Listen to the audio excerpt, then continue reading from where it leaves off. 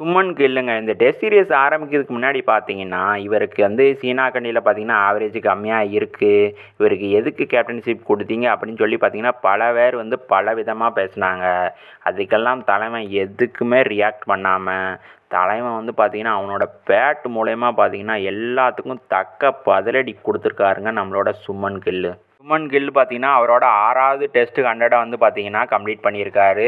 இன்னும் பார்த்தீங்கன்னா 127 run not அவுட்டில் தான் இருக்காரு. கண்டிப்பாக பார்த்தீங்கன்னா, இன்னும் பெரிய நாக் அடிக்கிறதுக்கு நிறையா வாய்ப்பு இருக்குங்க.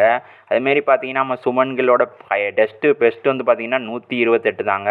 இன்னும் பார்த்தீங்கன்னா, இன்னும் 2 ரன் அடிச்சாருன்னா, நம்ம சுமன் கில் பார்த்தீங்கன்னா, அவரோட ஹையஸ்ட் இண்டிவிஜுவல் டெஸ்ட் ஹையஸ்ட் ஸ்கோரை பார்த்தீங்கன்னா அடிச்சிருவாருங்க. கண்டிப்பாக அதை பீட் பண்ணிடுவாருன்னு தான் நான் நினைக்கிறேன். அதேமாரி சுமன் கில் அடித்த நாக்கை பற்றி என்ன நினைக்கிறீங்கன்னு சொல்லி கமெண்ட் பாக்ஸில் சொல்லுங்கள்.